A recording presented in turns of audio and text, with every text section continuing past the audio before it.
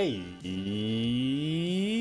what's going on, everybody? How are you doing? Happy Friday, everybody. Hope you guys are doing super good today, or Saturday, wherever you may be. I hope you guys are doing good. We are going to kick things off, as I said, right into some go no go poll, which is our little corner of the internet, our space news segment here on both Twitch and YouTube. Going to try. I feel like I did some good a good attempt at culling all of the space news today, because I'm trying to limit these to 1 hour and no more, so that way we can get right into some Kerbal Space Program as our usual regularly scheduled program.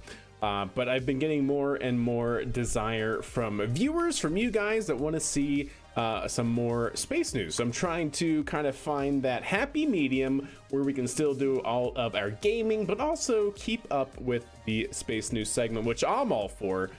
So we'll see. This will be, I guess, a first stab at trying to limit it to 1 hour, because normally, like EJ, as you guys know, normally mine go for like 3 hours, like an entire stream. Maybe like we'll only do like 30 minutes of KSP, or even an hour. I'm gonna try to limit it to 1 hour, so we'll see how that goes. But definitely got some good juicy news today. It's not necessarily new news. If you've been keeping up, we can go ahead and get right into it. So we are going to go for that transition right now. Blam. Yeah. So as you can see here, chat, we are going to have both our go news, and we only have, thankfully today, one no-go news. So no-go basically meaning the bad news that's happening. If you guys have not been keeping up within the last couple of days, SpaceX and the FAA have been butting heads, I think is a nice way to put it, chat. So we're gonna run through that. SpaceX not only basically threw down the gauntlets first with a really pretty long blog post on SpaceX.com. Then the FAA actually followed up, releasing more information as to what their findings were for essentially, what would you call it? Imposing fines, like $640,000, just shy of $640,000 of fines on SpaceX for quote unquote violating two launches, violating their permit license on two launches. And then of course SpaceX is angry because they're like, no, we gave you plenty of time to approve these licenses and you didn't do this and you didn't do that, so we don't agree with this. And then SpaceX had a follow-up after I believe it was the associate administrator of the commercial space flight. We'll get into it. Like, I don't know his exact title off the top of my head, but basically the associate administrator from the FAA, or from some governing body as part of the FAA, also did a update, I believe, before Congress, and so we'll get into that. And we're gonna try to see both sides, and then I'll give my assessment, my overall assessment.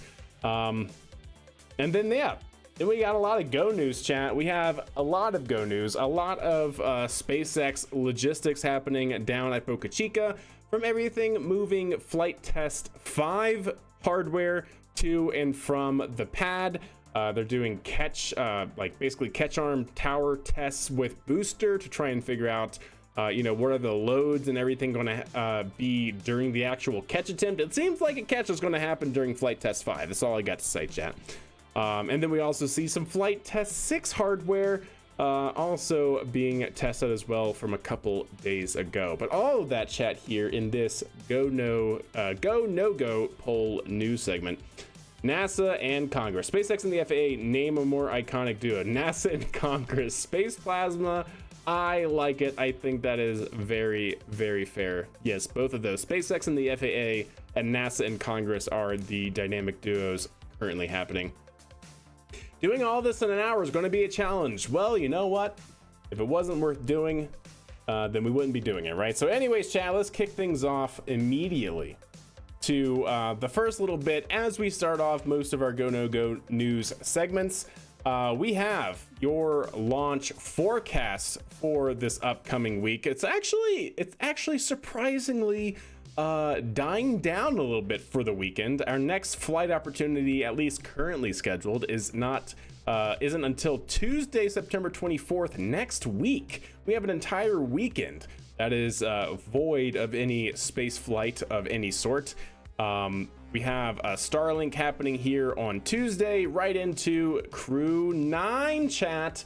We'll get into some more of that Go news here in a little bit surrounding Crew 9. Little sneak peek. Basically, the Crew 9 Dragon capsule did arrive in Florida.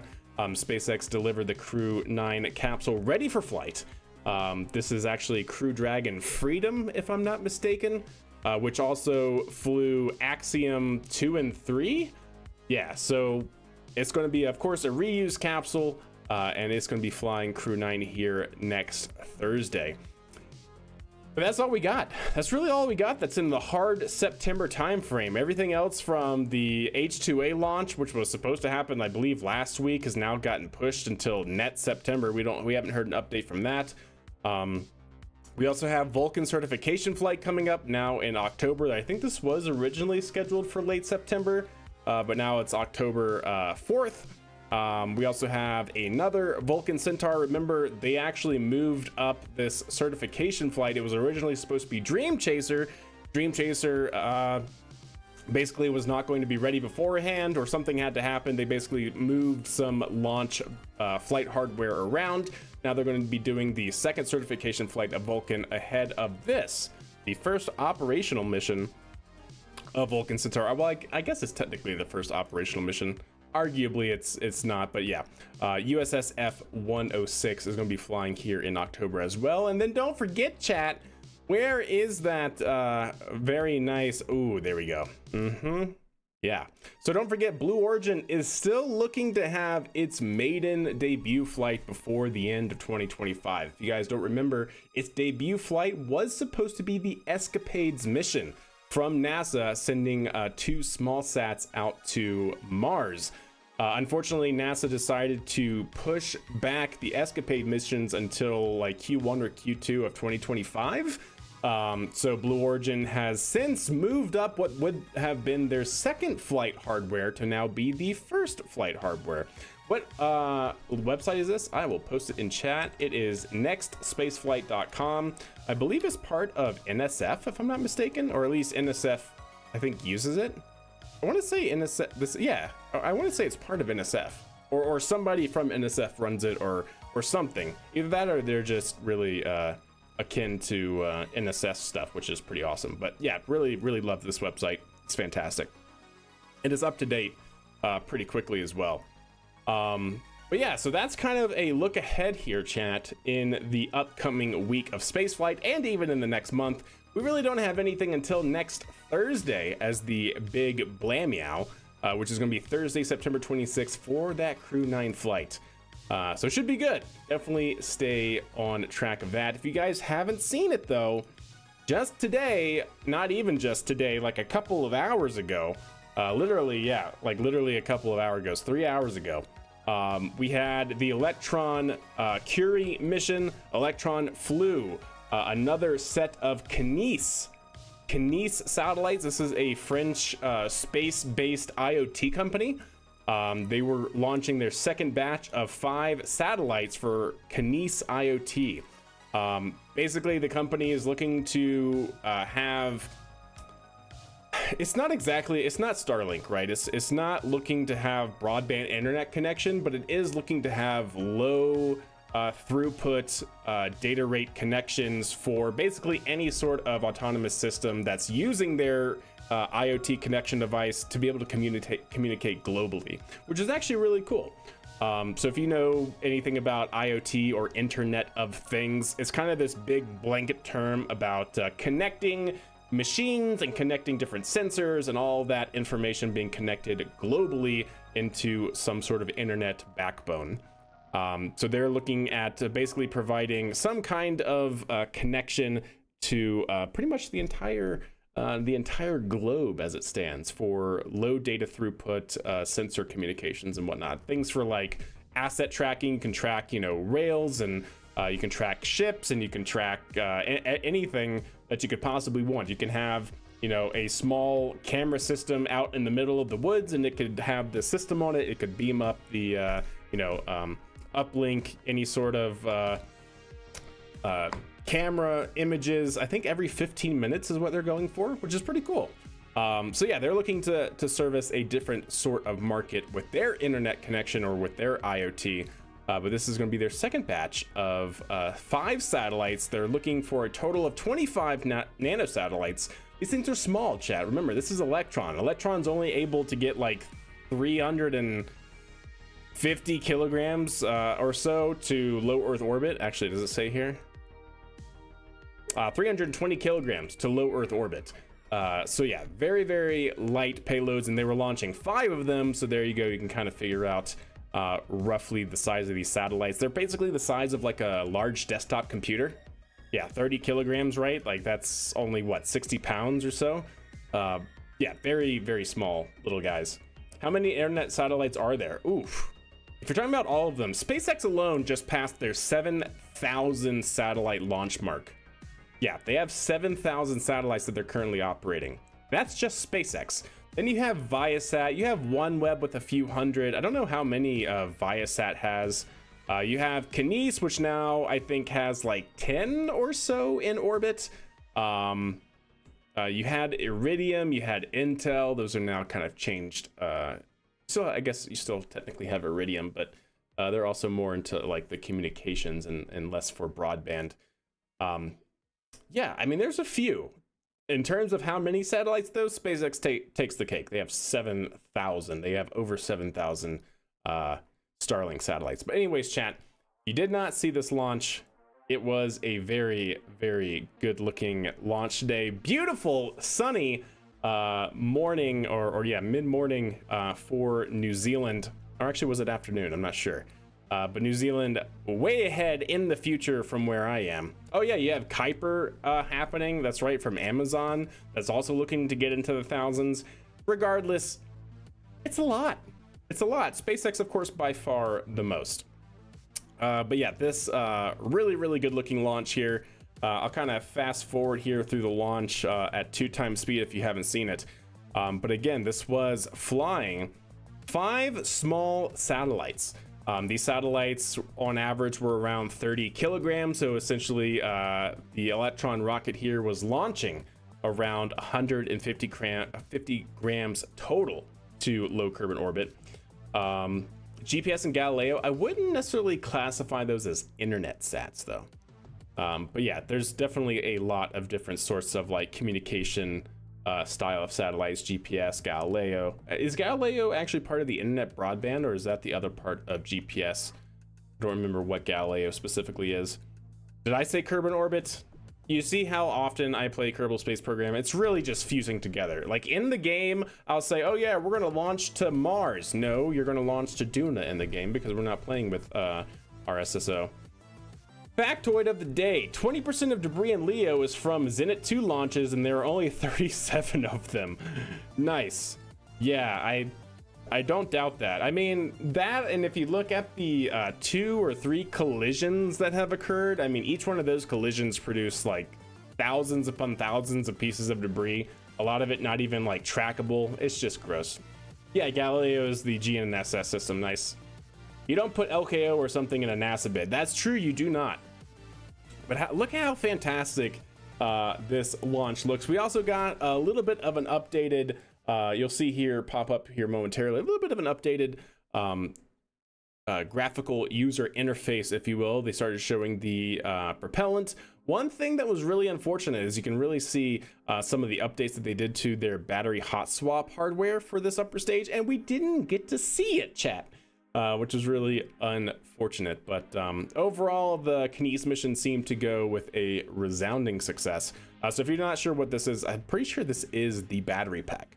One of the cool things about Electron is that they actually use electrically powered, i.e. battery powered turbopumps in the upper stage.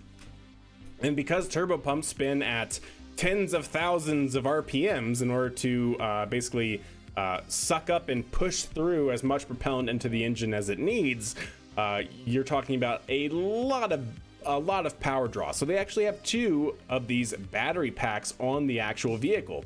Actually, I think there's 2 sets of 4 batteries. Or, I'm sorry, 2 sets of 2 batteries for a total of 4. And they deploy them. They actually do what's called a battery hot swap. Basically, once these batteries are depleted, batteries are pretty heavy, chat. I don't know if you've ever, tried to change your battery in your car, but those things are very, very heavy. And these things are just as big, if not bigger. So that's mass that is no longer usable. So they actually jettison them when those batteries are depleted for the second stage, which is really cool. So yeah, unfortunately, as good of a launch it was, we could not see the battery hot swap, which was really unfortunate. But yeah, overall, chat, fantastic mission. A resounding success as far as I know. Spits the empty out. Yes, that's right. That's right, Marmot. It certainly does. But yeah, see, it's time for battery hot swap, and then we get this camera angle, which I'm not going to hate on either. We actually are looking forward towards the, basically away from the fairing base plate towards where the payloads are, and we're actually seeing a couple of the payloads in that camera angle, which is really cool. And then the system goes all the way to SECO, or second engine cutoff. They do kick stage separation. I don't believe we get to see that. And then they actually go through payload deployment as well, but I don't think we get to see that either. So really pretty first and start of second stage operations during the actual launch, but unfortunately didn't get to see some of the cooler things that we have seen in the past with Rocket Labs. But it's just where ground stations are located and what they can and want to show and all that jazz. So it's all good. But that was the first bit of our Go News. Pretty good from Rocket Labs, having another successful flight. And guess what, chat? This is not investment advice, okay? Full disclosure, big red bars across the screen, not investment advice. But if you're investing in Rocket Labs, it's been up and away, and it's been pretty good. So I'm hoping this will only fuel the fire, quite literally, under where Rocket Labs stock is moving towards to. But anyways, chat, that is the first bit of our Go News covered. We now have to get into the no-go news. So, you guys have been living under a rock, I don't blame you. But there has been some very serious, it's basically become a dumpster fire. And I'm not necessarily talking even from just SpaceX and the FAA, but there's been a massive dumpster fire across all of social media related to the current tension between SpaceX and the FAA. It's really unfortunate, Chad. The Federal Aviation Administration, FAA, basically released and imposed upon SpaceX multiple violations of their launch license. Specifically, they found SpaceX to be basically out of compliance or violating their launch license for 2 past missions from this year. We'll get into all of that here momentarily, the specifics, but essentially it came out to be like $633,000 just north of that. The FAA is saying that that SpaceX as a company actually owes the federal government for violating their regulations. I've seen everything. I'll tell you the thing that has really irked me a little bit, chat, is on Twitter. There has been a bunch of people saying that, oh, SpaceX is totally within their right to sue the FAA. And they are, absolutely. You can sue the federal government if you think they're overreaching their authority and all that sort of stuff. Absolutely. But I've seen so much stuff on Twitter saying that the FAA imposes regulations, and regulations are not laws. So SpaceX is going to win this lawsuit. And although that's technically correct, that regulations are not laws, that's also not how that works. So how it essentially, as far as my understanding is, I'm going to try to explain this simply. Is you have Congress, right, at the very top. You have the legislative branch that actually creates the laws, right? And Congress basically writes the laws, right? Writes the laws. And these laws can then be basically passed down in terms of statutes or other branches of the government. Basically, departments of the executive branch can be created in order to basically enforce these laws, right? So these laws essentially create authority.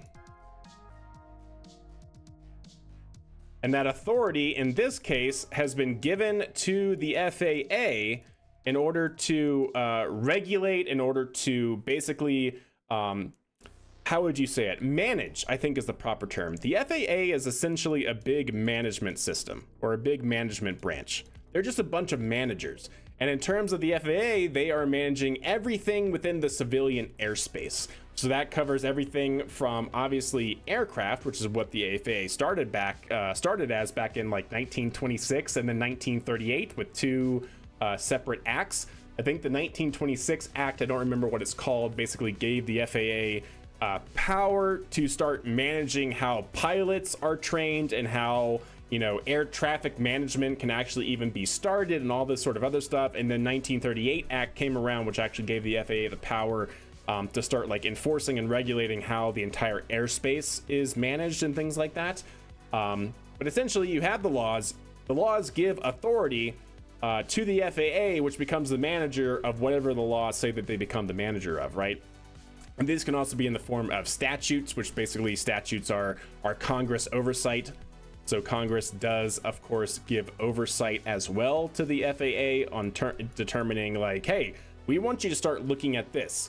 Like what recently happened back in 2020, was it 2020? No, 2016, I think, when Congress started looking at telling the FAA to start creating a specific sub-department within them to start managing space traffic control, basically space flight. But anyway, so Congress creates the laws, right? The laws basically hand authority to whatever executive department is going to be managing this certain field that the laws are created.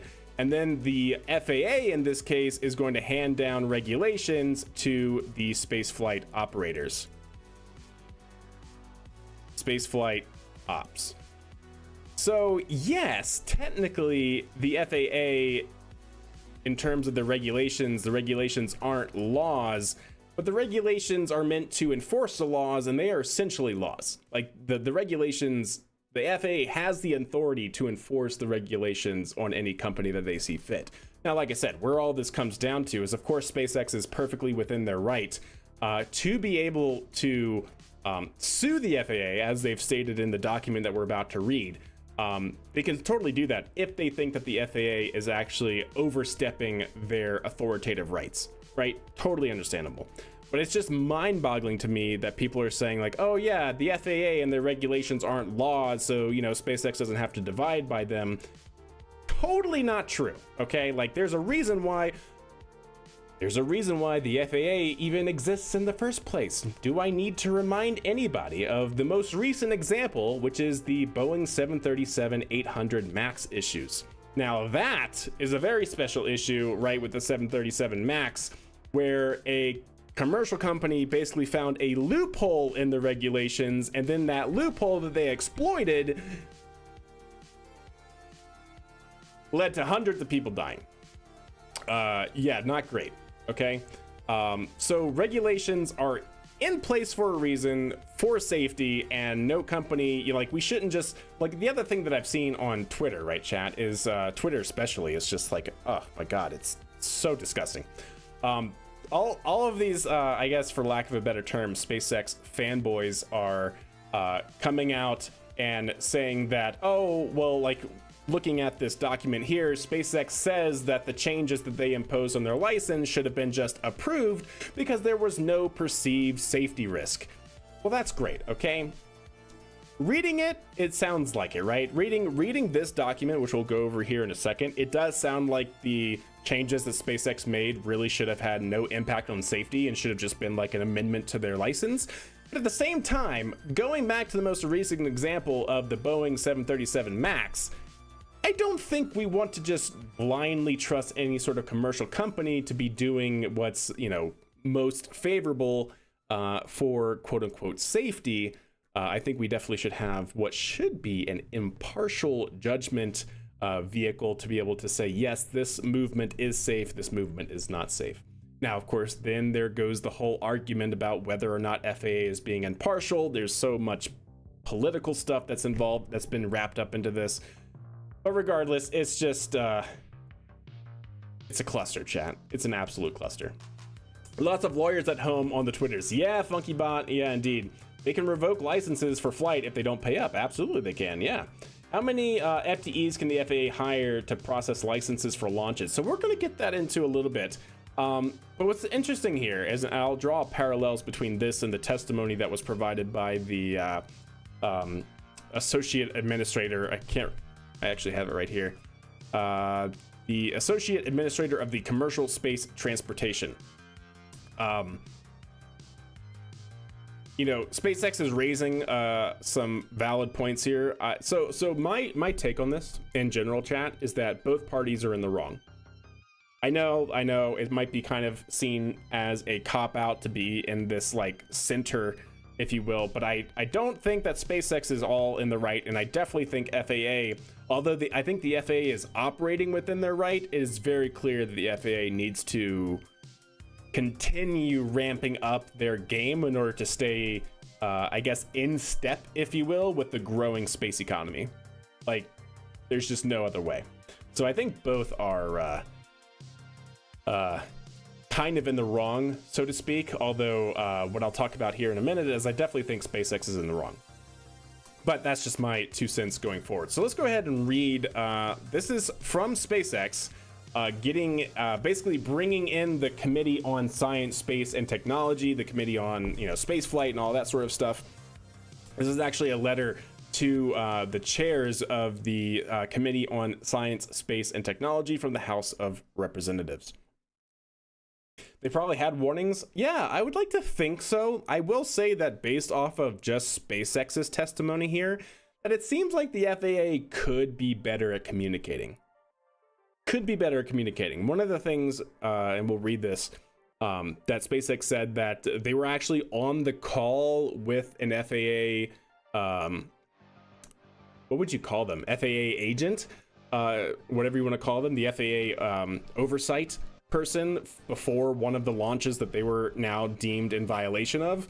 And the FAA person basically said, no, you're right, we actually shouldn't, bring about changes in your operations because of this and that. And then instead of just pulling the license or whatnot, they basically just allowed them to launch.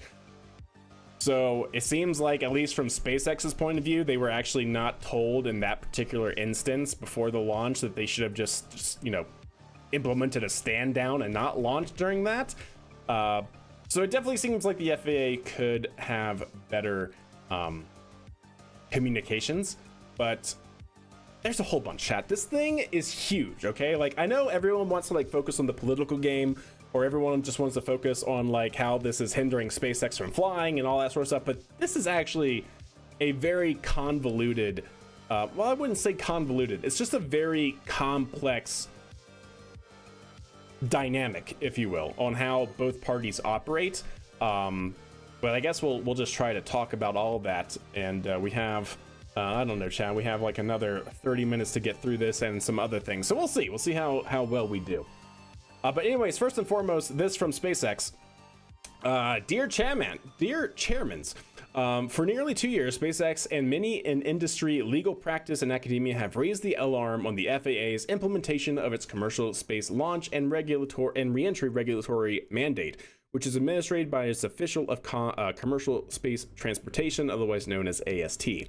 It has been clear for some time that AST lacks the resources to timely review the licensing materials, mistakenly focuses its limited resources on areas unrelated to public safety. Remind you, that is from SpaceX's purview, regulatory scope, and has been unsuccessful in modernizing and streamlining its regulations. Most recently, the FAA alleged that SpaceX violated its regulations and proposed a $633,000 penalty for these alleged violations. It is notable that these violations and penalties were announced shortly after in increased scrutiny on AST by Congress for its failure to reasonably and timely execute its regulatory obligations. It is also noted that in announcing these penalties, FAA's politically appointed chief counsel was quoted in the FAA's announcement on the matter, and this is highly irregular. SpaceX forcefully rejects FAA's assertions that it violated any regulations. SpaceX is absolutely committed to safety in all operations, and provided AST with sufficient notice of these relatively minor license updates, which had no bearing on public safety. Again, that is a SpaceX lens on whether or not it actually has an impact on public safety, right? The FAA alleges 3 distinct violations: that SpaceX utilized a propellant farm at SpaceX's launch site that FAA had not yet approved, that SpaceX used an updated communications plan that the FAA had not yet approved, and that 3, SpaceX did not conduct a launch poll 2 hours prior to launch. So going here, the FAA enforcement action quick facts that they've actually alleged here, or they've summarized for us here, regarding the communication plans. The FAA alleges that SpaceX operated under an unapproved communications plan for the PSN MSF launch in June of 2023. That was just a couple months ago. SpaceX denies this allegation. SpaceX's only change in the communications plan was to change the location of the Launch Control Center from KSC to another. No communication procedures, networks, or personnel changed. I believe they were changing it from some point in KSC to like a hangar that they had at KSC. So it was just literally changing like the room or whatever it was in, or the actual facility that it was, the building that it was in. On May 2nd, 2023, SpaceX sent the FAA a revised SpaceX Falcon and Dragon communications plan for incorporation into its launch license. Each week after SpaceX submitted the plan, during weekly licensing calls between the FAA and SpaceX told the FAA that it required the plan by June 1 and asked the FAA whether it had feedback. During a call on June 13th, so this is after SpaceX was saying we need it by June 1, during this call on June 13th, SpaceX again asked the FAA if it had feedback because SpaceX had a launch on June 18th. In response, and for the first time, the FAA told SpaceX that there were too many revisions to be able to provide feedback by June 18th. And so when was this submitted? May 2nd. So that was 30 days, 45 days. During a call on June, we already called that. As such, on June 15th, SpaceX submitted a new version of the revised communications plan that solely updated the location of the Launch Control Center. On June 16th, the FAA finally began its review of this new plan, and minutes later, SpaceX responded to the FAA's questions and offered a call to discuss anything further. The FAA stated that SpaceX had not provided it with enough notice, even though SpaceX had told the FAA 6 weeks earlier that it required use of the plan by June 1st. On June 2nd, 2023, the FAA sent SpaceX minor comments, and this same day, SpaceX sent responses to the FAA. Hours after SpaceX responded on June 22nd, 2023, the FAA approved Plan 5.4 for incorporation into the 2 of SpaceX launch licenses, but not for 39A. So basically gave the approval to change their license for 2 launch pads, but not for 39A specifically. And then finally, on August 20, 2023, the FAA later approved Plan 5.4 for incorporation into the 39A license, which was 110 days after SpaceX originally submitted the plan. So those are all the griefs from SpaceX regarding this first allegation that the FAA has put out. Number 2, the T-minus 2-hour polling mark. The FAA alleges that SpaceX should have conducted a T-minus 2-hour readiness poll prior to the PSN MSF launch per its communications plan, and that such a readiness poll should have been in SpaceX launch procedures. There is no requirement in the regulations for a T-minus 2-hour readiness poll. Importantly, SpaceX conducts a poll prior to propellant load later in the count. I believe propellant load is at 50 minutes or so. Right? Like 50 minutes, which is not 120 minutes, right? It's not 2 hours. Importantly, SpaceX conducts this poll prior to propellant loading. And then the last allegation here Rocket Propellant 1 RP-1 farm. The FAA alleges that SpaceX operated an unapproved RP-1 farm during the EchoStar 23 launch. When was the EchoStar launch? EchoStar 23. May 9th?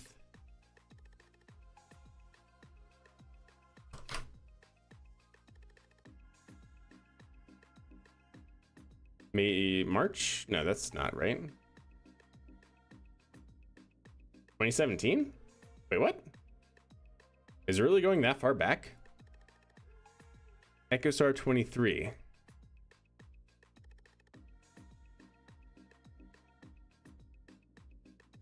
From 2017?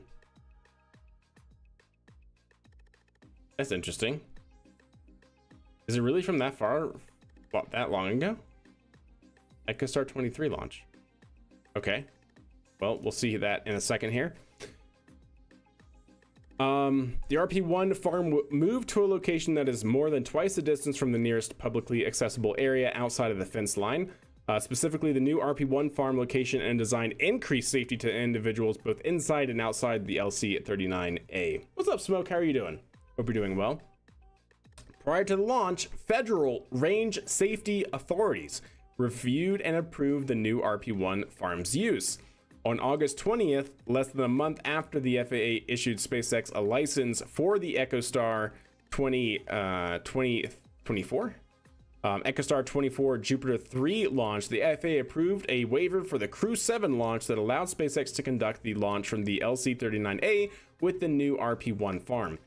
The waiver that the FAA issued stated that granting the waiver would not jeopardize public health and safety or the safety of property or any national security or foreign interests of the United States. Since SpaceX's operations for Jupiter 3 launch and the Crew 7 launch were the same as related to the new RP-1 farm, it's not clear why the FAA made a positive safety determination for Crew 7 but could not do the same for Jupiter 3. Instead, it took the FAA several months after the Crew 7 waiver to approve the RP-1 farm license modifications, showing inefficiency and lack of public safety focus. The FAA has never asserted that the new ground safety configuration for the related ground safety analysis was not safe or did not comply with the regulations. The FAA is on console prior to launch operations and did not stop the launch operations because of this matter, indicating no public hazard or public safety.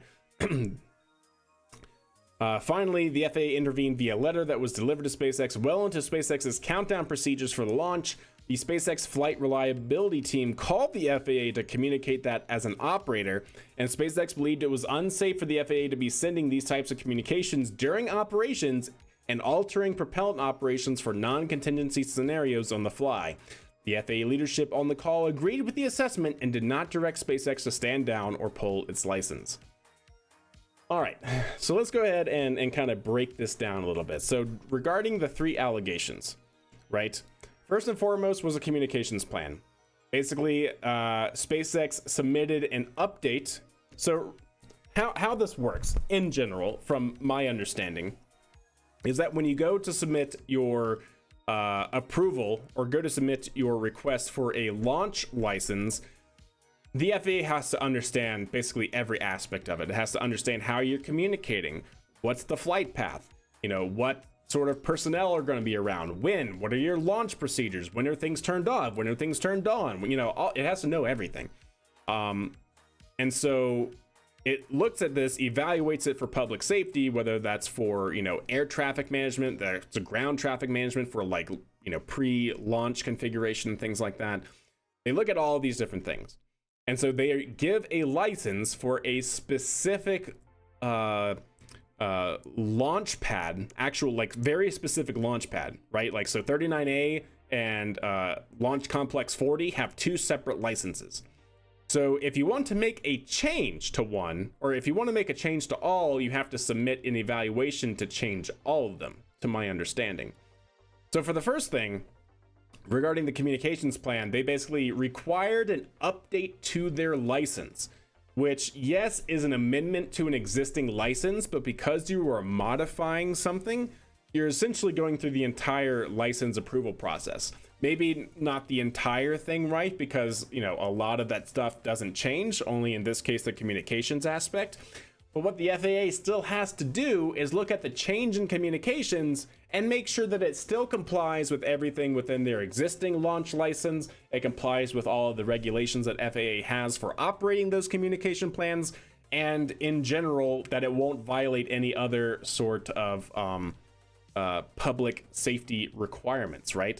So it's not just like, oh, you know, instead of changing our entire license, we're just changing this tiny part. Well, that's great, but it still requires an entire review of that essentially new license, right? Making sure that that part that you're now adding in is not going to mess up anything else, and is not going to either be inconsistent or is going to violate some other regulation or requirement. So that's for the first one. They basically tried to change the location of where they were going to manage the launch from, and that has to be reviewed. And they didn't, or at least SpaceX believes they gave the FAA plenty of time. They gave them what seemed to be like 45 days for this, what they call a minor change. And that's what SpaceX is arguing here. Of course, the FAA is arguing that, hey, we didn't approve this, so you shouldn't have launched, and therefore you're in violation. So yeah. Second, T-minus 2-hour polling, apparently as part of their communications plan, whether that was updated or whether that was just in the launch license, original launch license. Apparently SpaceX had in their communications plan that they would do a T-minus 2-hour readiness poll. They didn't. And so FAA says that because they didn't, and it was in their launch plan, that, or their launch procedures or whatever, that they would do it, that they're violating their license, right? They're violating their operator's permit, if you will. They're violating what they all agreed upon that SpaceX would do in order to be able to operate within the spaceflight sector. SpaceX is saying that no, this was actually not a requirement, and you know, FAA is saying, well, it was in your communications plan, so you should have done it. You're in violation of your communications plan, which is in your license, so you're in violation of your license. That's kind of the argument there, to my understanding. And then finally, the rocket propellant RP-1 farm. SpaceX basically at LC-39A did some pad or facility reconstruction. They actually moved the RP-1 tank farm like twice the distance back in order to make room for other things. And you know, the other, you know, they were doing like Starship and the NSSL launch pad construction, and so apparently at some point they did renovations on that and they moved the RP-1 tank back. Of course, because they're changing the launch facility and the way launch facility things operate, they had to put in apparently they tried to put in a waiver for the Crew 7 launch to be able to launch with no impact to their license. A waiver is just saying like, hey, for this particular launch, we're going to be operating outside of our current license, but here's everything you need to assess for safety. Can we just launch this for Crew 7, right? Can we just get a waiver to sidestep all of the regulations for this one launch? They apparently got that waiver, but apparently that waiver was only good for Crew 7 and not for Jupiter 3, to my understanding, right? A waiver was just for one launch, and they did not get the approval, the actual license change approval for the Jupiter 3 launch, so they should have input a waiver request for Jupiter 3. They did not. So therefore, even though they got the waiver for Crew 7, they were actually in violation, per the FAA argument, for launching Jupiter 3. Whew. Yeah. Big stuff, chat. What's up, BJ? How are you? I want to get a license for space rockets. Yeah, me too.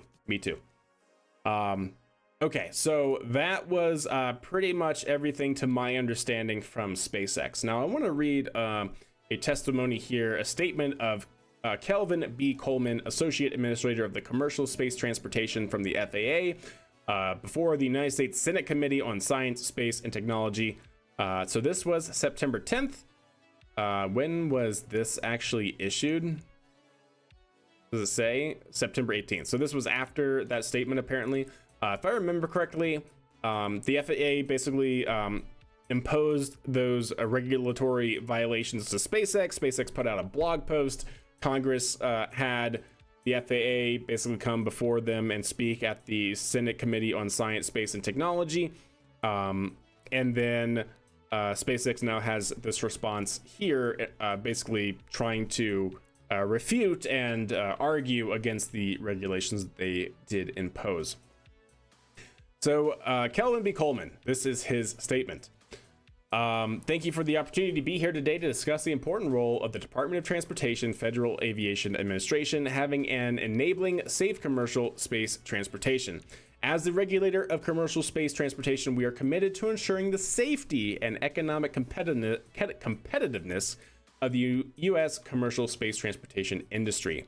Maintaining our safety record is key to the uninterrupted growth of this industry. A safe industry is a successful industry. So just putting it right out there, right? FAA is very much focused on civilian safety, public safety, right, in regards to aviation traffic management, aviation operations, whether that's planes, whether that is helicopters, any sort of aircraft, unmanned aircraft systems as well, UASs, and now we have them operating and managing the space flight sector as well. So one of the things that's pretty interesting here is this part. I believe it's this part, right? Yes, it's this part. It says licensing and permitting of commercial space transportation operations. The commercial space transportation operations are increasing in complexity, diversity, and frequency, creating a significant growth in demand of ASTs, that's the name of the Commercial Space Transportation Agency as part of the FAA, licensing and permitting services. Since 1989, the FAA has licensed or permitted more than 800 commercial space transportation operations, more than any other country in the world by far. To put the growth of the U.S. commercial space sector into perspective, this fiscal year alone, the AST has overseen the safety of 130 launch and reentry operations, which is more than triple the number of licensed operations that occurred in 2020. And the year isn't over. Additionally, we made 150% more application determinations in 2024 as compared to 2020. And the catalyst for this increase is that we have only seen a steady growth of licensed vehicle operators and now have 26 licensed commercial launch and reentry operators. When you read that, chat, to me, that's wild. They've seen 150% increase in approvals. They have had 130. How much is that? 130 divided by 800. In just this year, they've seen a 16% growth in total number of required license permits since 1989. So just this year, they've seen 20% of all of those launch and reentry operations. That's crazy, out of 800. So, if you want to complain about why the FAA is so slow, it's because literally in like the past 4 years, the spaceflight industry has exploded. Absolutely exploded. And we all know how bad the government is at adapting. Right? The federal government is just horrible at adapting. It's just the way that it is. But we'll get here into the rest of this testimony on actually what is kind of going on behind the scenes that the FAA has not only already implemented, but what is expected to be implemented in order to try and improve this process. So the FAA has leveraged its licensing and regulatory capabilities and other various programs and initiatives in a manner that has resulted in an impressive safety record for a rapidly growing industry. Looking forward, we expect the total number of licensed commercial spaceflight operators to double by 2026. Yeah, it is the spaceflight DMV, you're not wrong.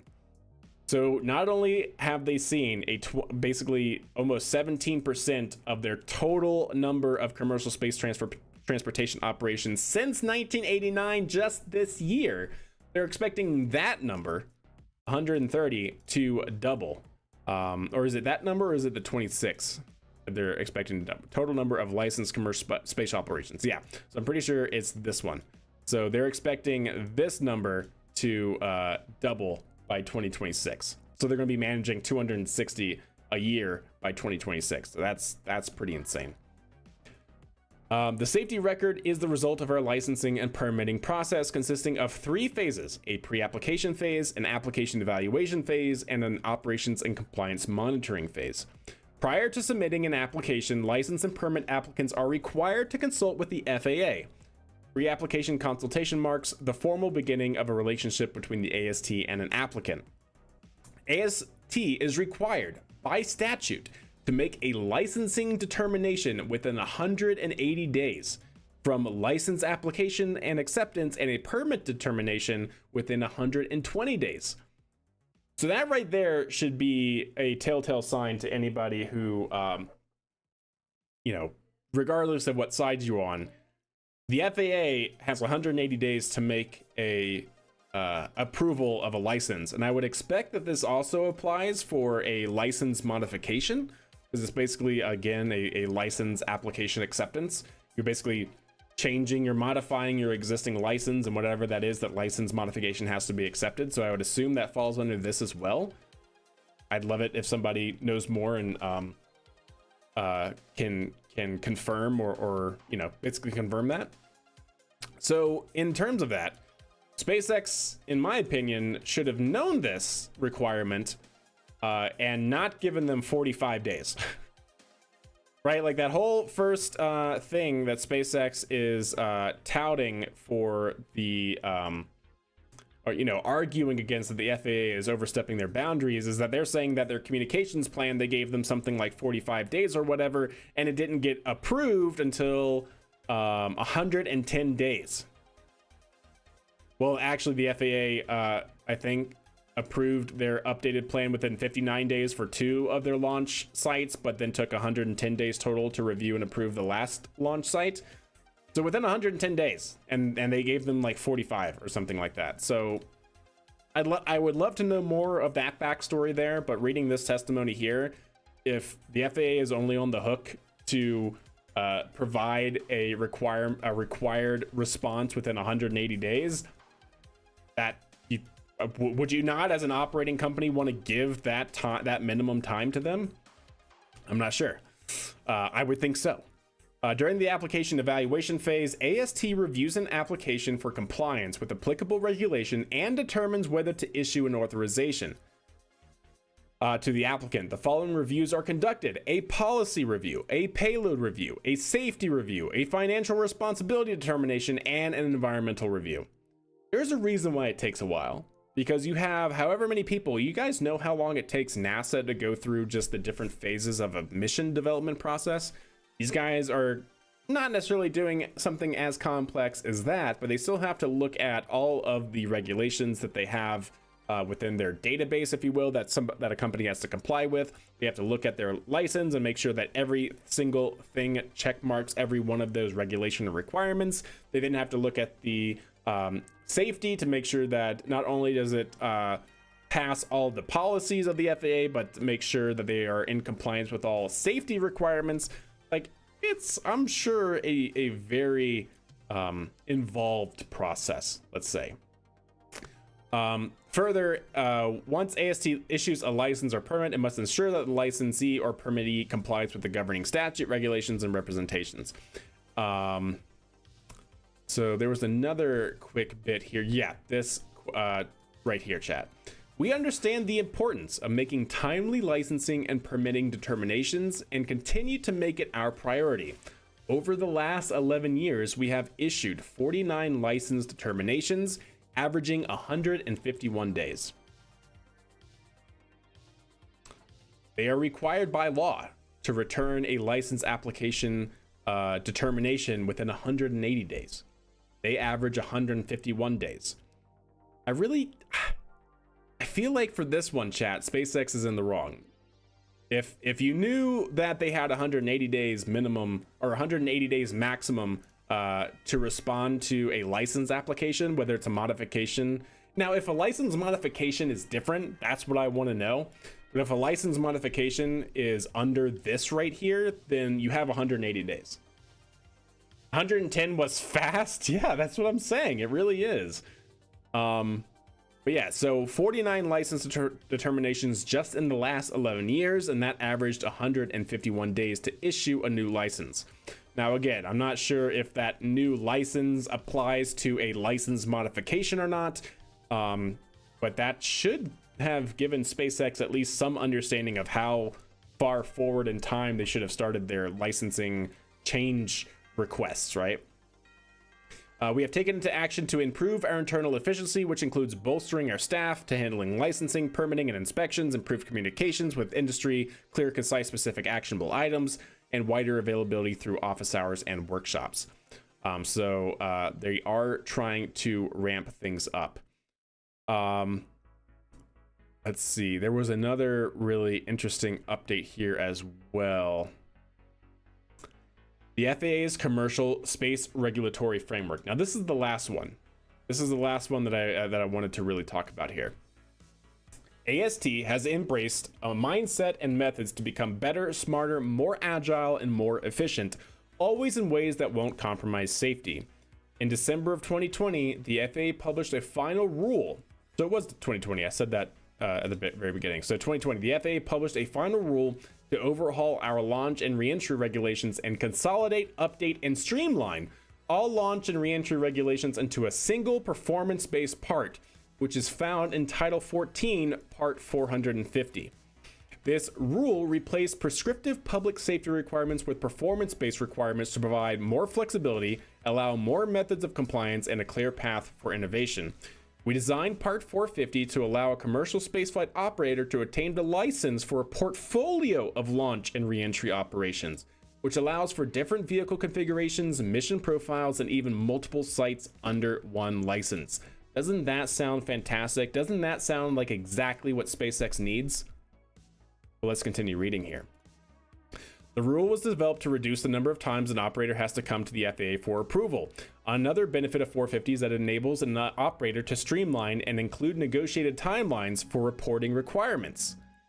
Additionally, Part 450 enables coordination between the FAA and federal range partners, including the national, basically NASA and the DoD, on ground safety at federal launch sites to eliminate gaps and duplication in oversight. Currently, operators with proven launch vehicles and well-established concept of operations who could transit the soonest and benefit the most from Part 450 aren't yet using it for their programs. Like I said, doesn't 450 sound great? But there isn't anybody actually operating under 450 yet. New operators have begun using Part 450, but not to its fullest extent. As we approach these next 18 months, by the way, so Part 450 goes into full effect March of 2026. Basically, that means by March of 2026, all current launch licenses are void and pulled, and you have to go through 450 to get a new launch license starting March 2026.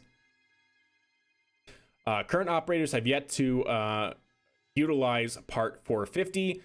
As we approach these next 18 months, so until 2026, through various initiatives, AST is working to ensure industry has full understanding of how to achieve compliance with Part 450 and how to take advantage of its included benefits. So like I said, that was, I think to me as part of this, the most interesting aspect is that you see both sides now. That's my point. I hope you guys at least see both sides and you can come to your own conclusion on, you know, I honestly don't think the FAA is necessarily in the right. I definitely don't think SpaceX is necessarily in the right. I definitely can see the FAA has to become agile. If they're seeing 20% of all total spaceflight operations that they have to approve just this year alone since the last 40 years, yeah, they need to change. And it seems like they are doing that, but it also seems like because there isn't a hard set requirement to for operators to start implementing those new changes yet, nobody's seeing the benefits. So SpaceX arguably could have started implementing Part 450 to get approval for that. Now, I don't know how long it takes to get that approval, right? It's a new system. It's a new process. Part 450, SpaceX might already have all their paperwork in, and it's been a year under review. Like, we don't know that part. But it does sound like SpaceX is definitely not operating under 450, and we know that because they've talked about in this paper alone, their own paper source, that they had to get multiple approvals for different launch sites. If you remember from this statement here, they were talking about one of the changes that Part 450 does is it allows spaceflight operators to obtain a license for a portfolio of launch and reentry operations and allows them basically to have different configurations and even multiple launch sites under one license. So SpaceX said we had to wait for multiple approvals across multiple launch sites. Why didn't they just all get approved at once? Well, it's because the current FAA process doesn't implement that. But it's kind of crazy, chat. It is kind of crazy. So my take in summary, chat, is I definitely think SpaceX did violate the regulations. One of the things that I'm kind of questioning is the T-2 hour polling. Like, if it's not an FAA regulation, then I don't know how that plays into account here. But I guess if their license said that they were going to do a T-2 hour readiness poll and they don't, then are they technically in violation? Maybe. But if it's not, like, if other launch companies don't have to do it, then just because SpaceX has it in their communications plan, is that, you know what I mean? Like, is it because SpaceX stated it in their communications plan, it makes them required to do that, or what? That's this one I'm definitely questioning myself. But yeah, the other ones do seem like SpaceX was in violation. Essentially, they gave the FAA only 45 days to approve a modification to their license. FAA couldn't do that, so they sent a more minor modification and expected to get that back in 6 days or something like that. So yeah, just that's not how the FAA works currently, and I feel like SpaceX should have known that. Whether you agree with the FAA working in that way or not currently is a whole nother thing. And then the RP-1 farm, I understand where SpaceX is coming from. They're angry that they got the approved waiver from the FAA to launch Crew 7, but then apparently they didn't go for a waiver for the Jupiter 3 launch, and so then the FAA found them in violation of their launch license for operating this new RP-1 propellant tank farm configuration, because they didn't get a waiver for the subsequent flight, even though the waiver was already approved for a flight from the same pad. Like, I understand that, but that's just the way regulations go, right? Did anything explode yet? No, not yet. I would say it should. Why else say you're going to do it? Yeah. Yep. Almost like the FAA didn't design these regulations for a bunch of commercial launches and flights. Yeah, I know, right?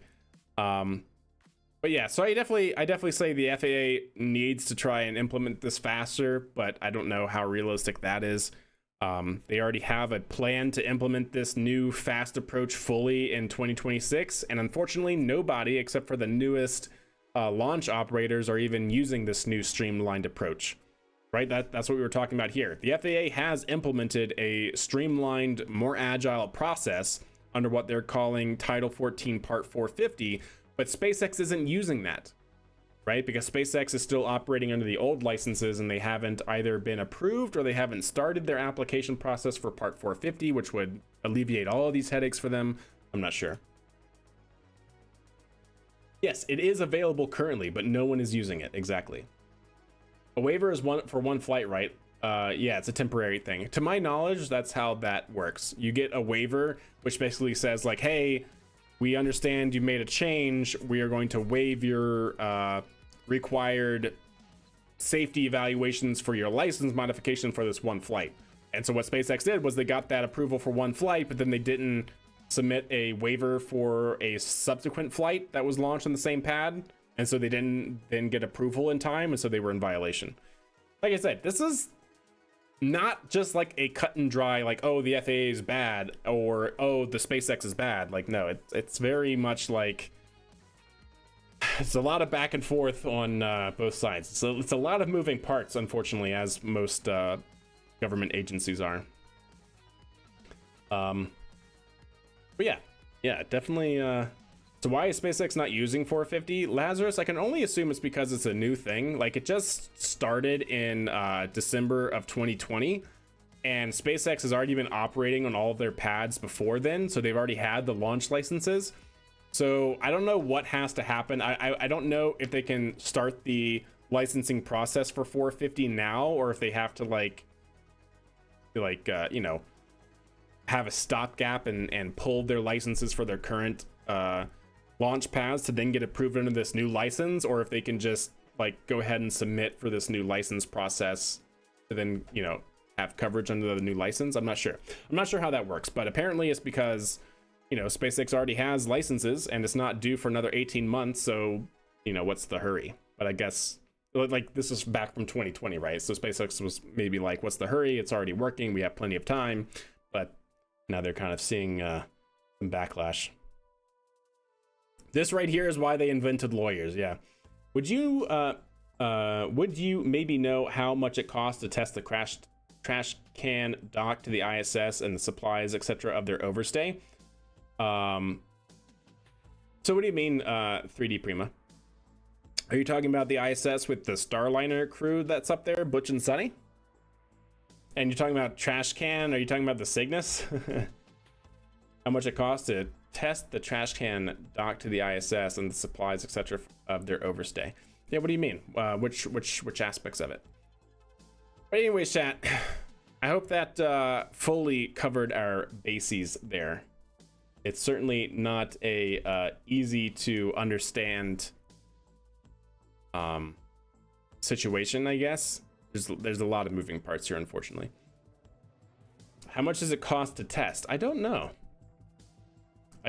All I know is that not SpaceX. All I know is that NASA has operated with year-long astronaut crew stays. The typical is 6 months. They're only staying up there for 8 months. Yes, they are 2 extra mouths to feed that they weren't originally accounted for. But that just means, maybe providing a little bit more supplies in one, right? So I don't know specifically where this comes in terms of like looking at a chart for like before Butch and Sunny arrived to now after Butch and Sunny arrived in terms of the resources and costs involved, but it's not something that's completely out of NASA's purview for being able to handle. Time for KSP yet? Yeah, it should be KSP time in like 10 minutes from now. So how's the FAA wrong too, in your opinion?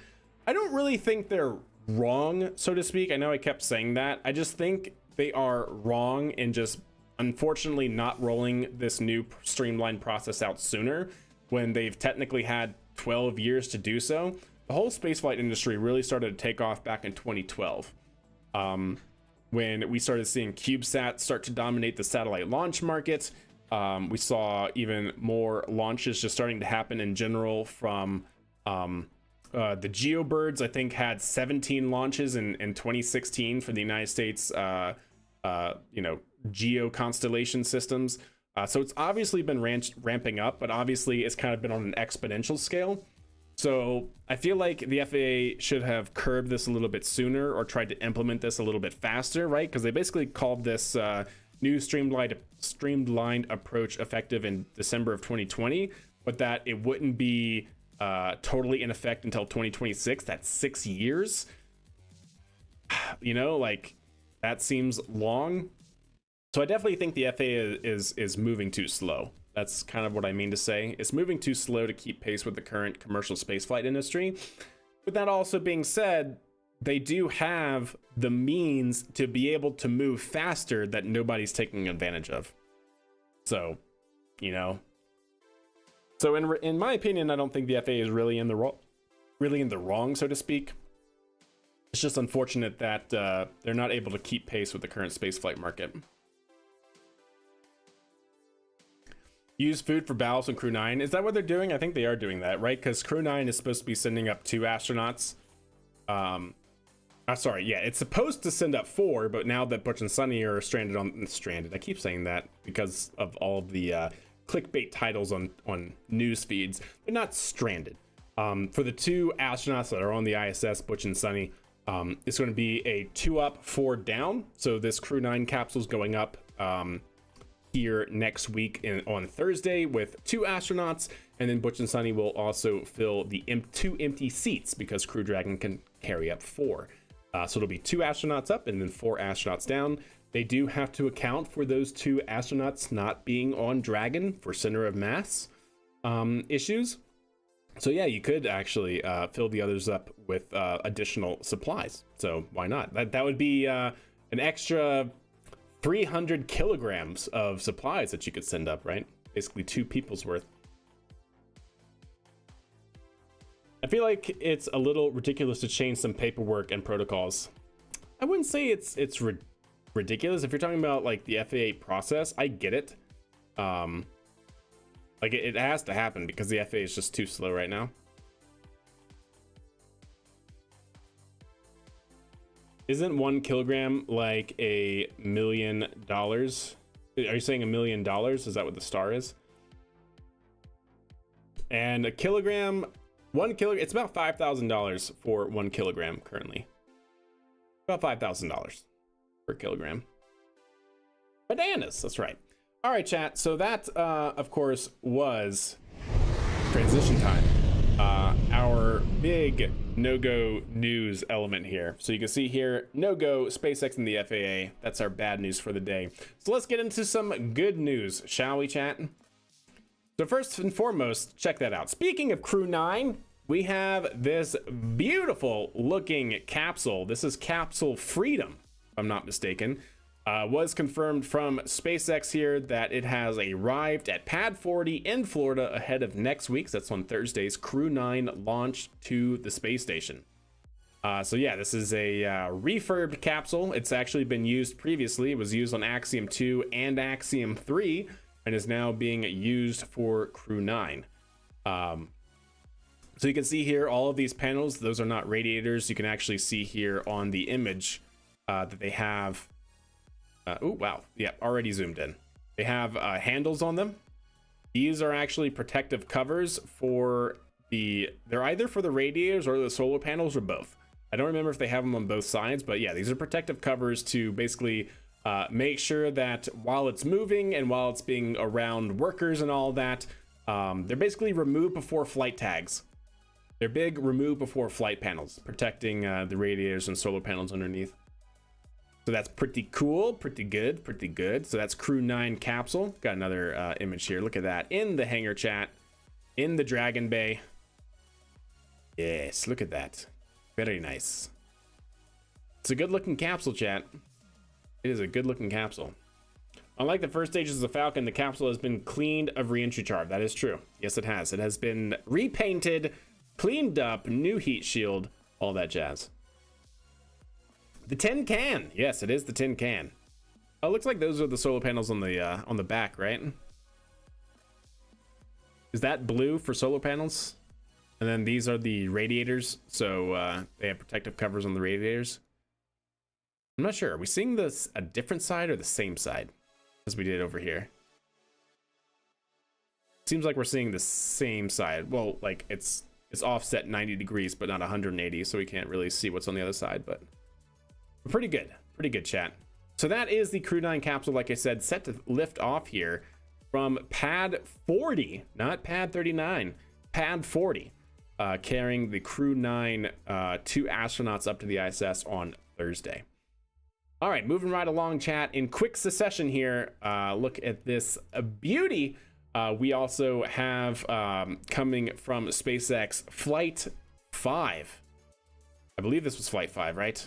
Yes, Flight 5 Starship coming from SpaceX here, being moved to the pad.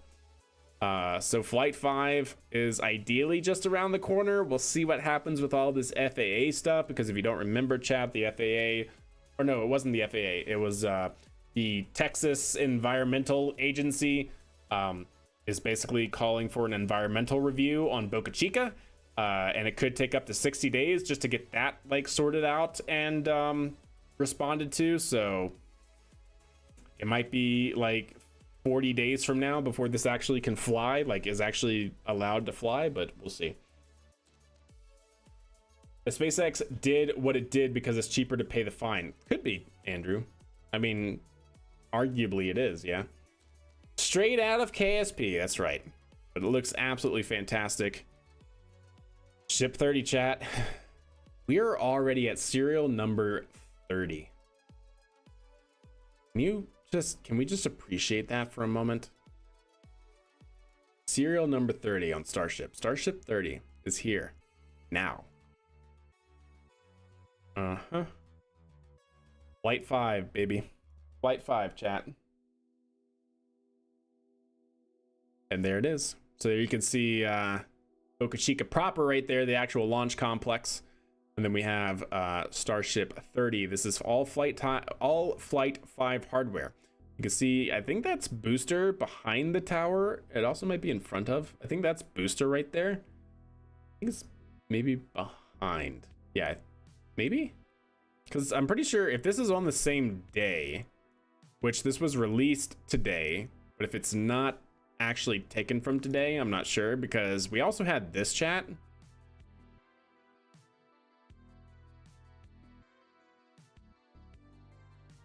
Yeah, we also had this today. So I think that's booster there in the background, like behind the tower or something like that. But if not, then fair enough. But we also had this. We also had booster for Flight 5 doing some tower catch arm testing. Essentially, they were lifting it up. They were figuring out loads on the vehicle during the actual catch attempt and how that will operate. You can see just how amazing this catch attempt is going to look. Yeah, the flood waters are receding. That's true. If you guys didn't see, Boca Chica was flooded. The road was completely flooded earlier this week.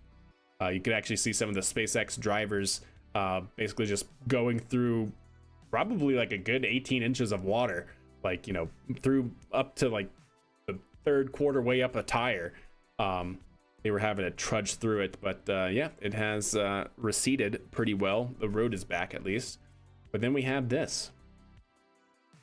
And you think, do you think the concrete in the tower structure can take multiple catches without cracking? Yeah, I think so. Yeah, I think so. Now remember, Tower 1, which is this one right here for Launchpad 1, is technically obsolete in comparison to Tower 2. Because Tower 2, like, I think Tower 1 has additional protection. I don't remember where, but Tower 2 doesn't look like it's going to have that. And I think it's because, you know, all of the protection that Tower 1 has, it has to be replaced. It's basically like heat ablative tiles or something, not the actual tower itself, but it has something, and I don't remember what it was. I read it on one of the NSF blogs. But it's different from Tower 2, which is possibly interesting. So we'll see. But yeah, in terms of the concrete, I think it'll be fine. I think it'll be totally fine. Like, don't forget, chat. Like, unless this thing comes down with any sort of massive force, it should be pretty empty and very low velocity. So, in terms of the forces imparted on the tower and stuff, it really shouldn't be. I mean, look at this tower. This thing is beefy and massive. This thing is also designed to flex, so I think it's okay. I think SpaceX's team of engineers know better than us. Maybe. It's going to break that weird catcher. No, I don't think it'll break. I think it would require a pretty insane amount of force to break. Like, this thing just doesn't even ignite its engines, that sort of, you know, force. We'll see. We'll see. County police redirecting traffic and laid out cones for the best route to drive. Oh, nice. That's cool. I didn't see that part. But anyways, chat, got some really, really fantastic views here of it during its catch arm tests. I wonder how much this tower weighs. That's a great question. Oh, chat. Oh, that is desktop background worthy right there. Look at that. Look at that. Engine malfunction would break it? Probably not, just because of how much redundancy it has in its engines. It will be interesting to see, though, because we did see it light multiple engines during landing, and then it is capable of throttling down to hover. So yeah, it'll be interesting to see how much engine out capability they have on landing, right? But it'll all be interesting to find out, right? The engineers have goofed up before, that is true.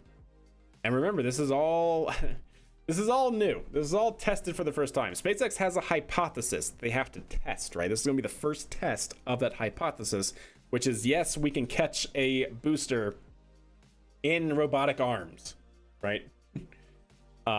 Remember, they had a similar hypothesis with the whole fairings being caught in a net on a boat.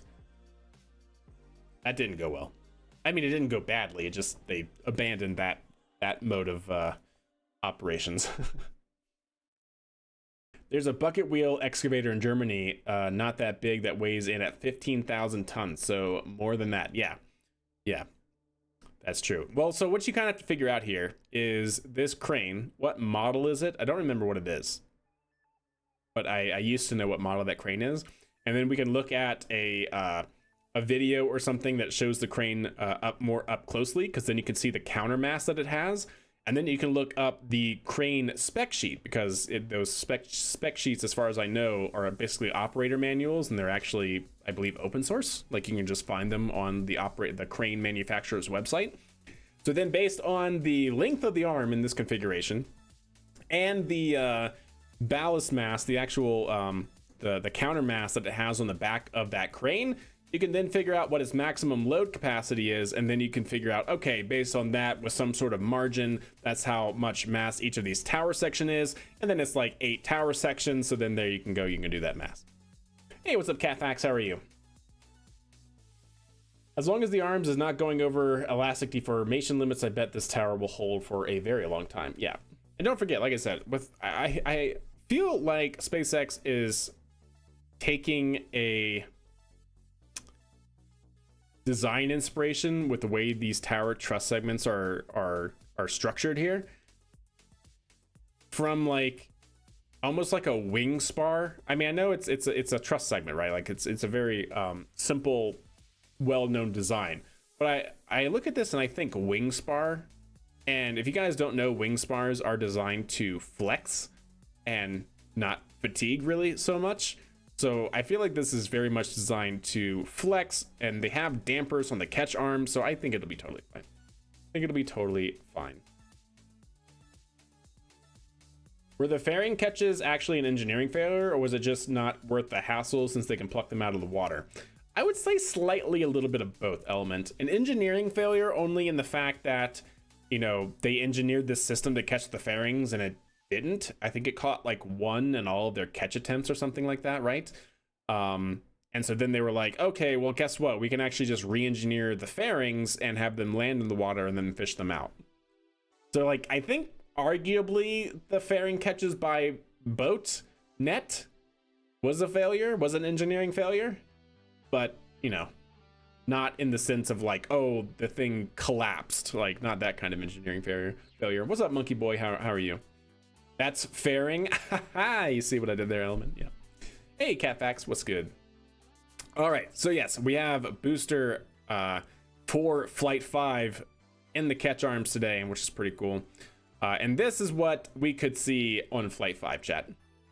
This is coming from Chris Bergeron at NASA Spaceflight.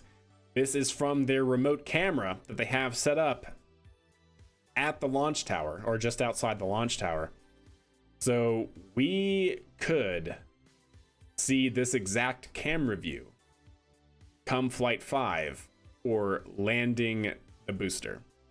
Doing pretty good, Monkey. Doing pretty good. I'm super excited about this. NASA Spaceflight, as you guys know, has a lot of 24/7 coverage of Starbase here. They have a lot of different remote cameras. They've given us multiple angles before on previous launches.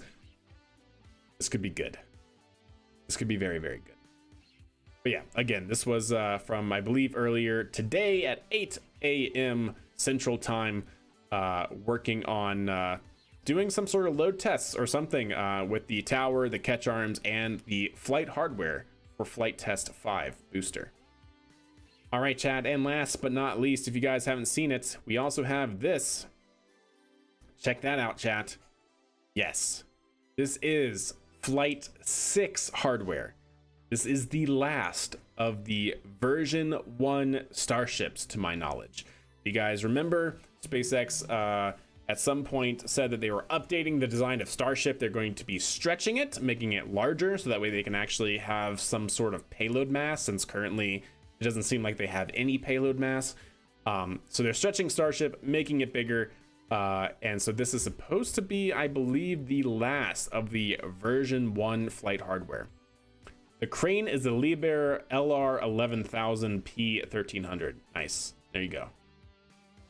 There you go. So yeah, then you could look at the configuration that it's in. If that's the P1300, you can see how much ballast it has, how much counter mass it has on the end of the crane, and then you can basically do a rough guesstimation from that. Payload mass is currently optional. I think that's a fair way to put it, yeah. But anyways, pretty good, chat. Check this out.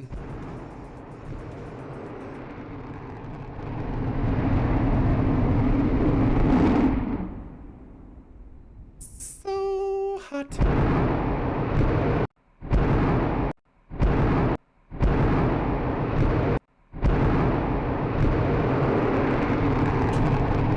Yeah, that's a full static fire.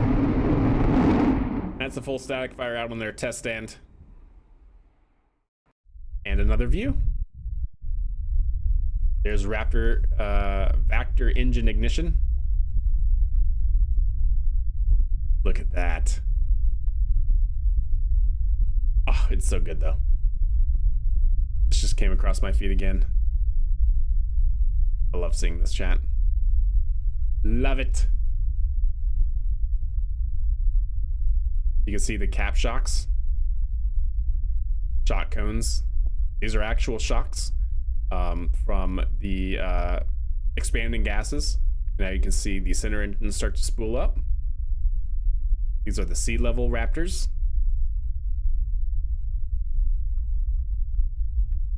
The power, chat. The absolute power. And then you have ignition on the sea level. 1, 2, 3. Did you see that in succession? Stand by. 1, 2, 3. Yeah, you gotta love the ramp up indeed. So all of that in this super slow-mo video, right, was this. You see the two? Did you hear the two pops? 1, 2. That's the Vector and then the sea level engines.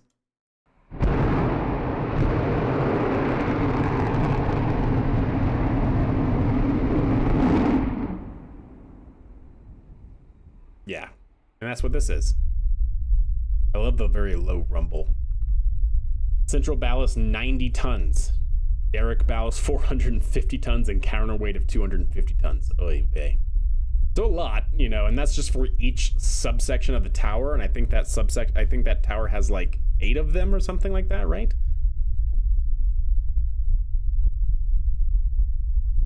Oh, it's so good. That's full ramp up. You see the difference between flow? Dirty flow here. Ramp up, clean flow once it optimizes. See that? Fuzzy orange, nice and lean. Don't stand too close. I know, right? Truly. It'd be a little hot right here, chat, I think, yeah.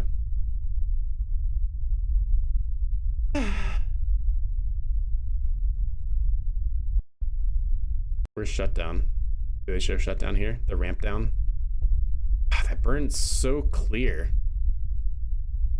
on the center engines. Oh, yep, you see it? Starting to retract. They're starting to ramp down. There it goes, shutdown. And then purge. Get a little chugging on the center engines. This is all happening super fast, so it's fine.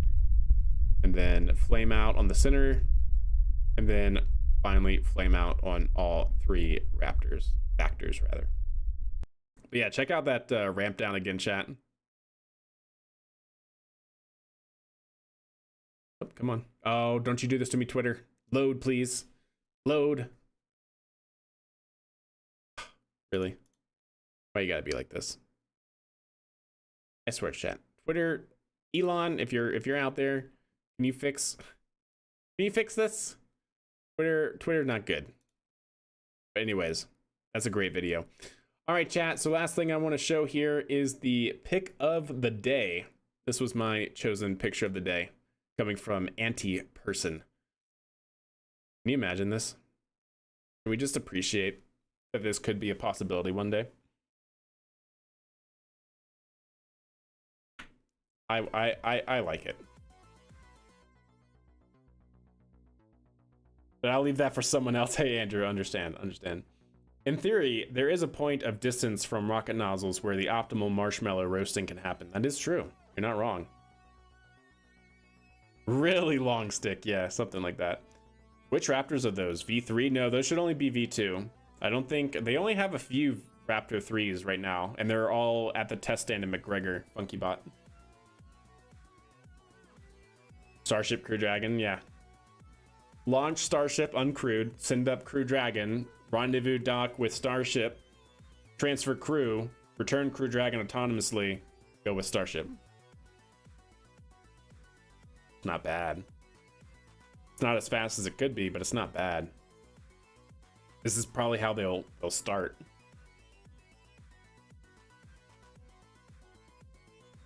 I like it.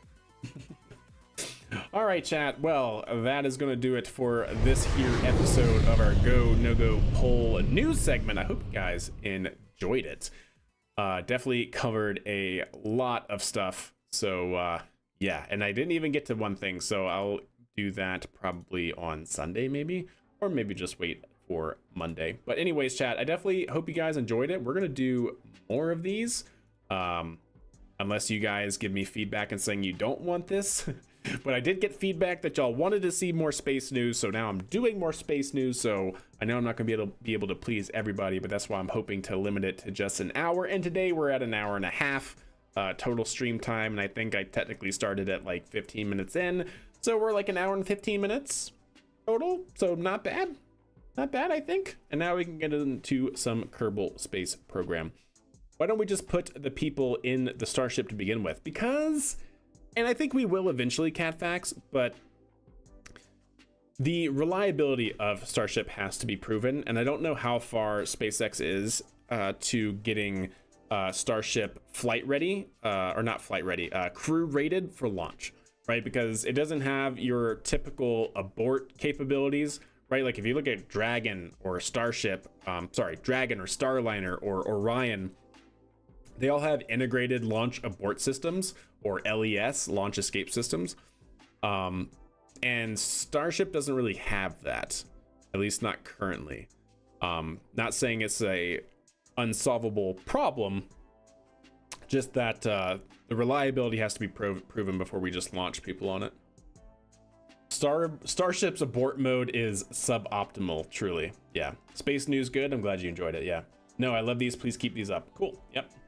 Was good. We definitely want space news. All right. But anyways, chat, that is going to do it for the Go No Go poll. We're going to kick over here into some KSP. For the Spark mission, is the Minmus landing in a lake bed or on one of the mountains? Probably on a lake bed. That's a good point. It hasn't actually technically been decided, but probably on a lake bed. Probably on a lake bed. So I'm loading up Kerbal Space Program, chat, and I'm going to probably end the YouTube stream, so that way we get the Go No Go poll and news segment as a separate stream. And I'm just going to restart a stream with the current Kerbal Space Program. So if you're on the YouTube side, stand by, and we will go from there. I think maybe let me figure this out. Can I do this? Can I actually do this? I have no idea. Let me see. If I go here to edit, probably run a Twitch ad. That's true. Probably should. Yeah. Let me see if I can make this happen. So, Kerbal, KSP hardcore career mode. Mooner missions all day. Cool. And then I need to bring up my old title here, copy and paste that over, change our category on YouTube to gaming. To gaming. Where is it? I can never find it in the YouTube. Oh, there it is. Public. Save. Okay, so I'm going to real quick, chat, in the stream, and I hope that you guys can come back on YouTube. I'm testing this for the first time, so it'll just be in like a new YouTube stream link, I hope. But anyways, I'll see you guys back here momentarily, and end that. I hope that works, and then I can save.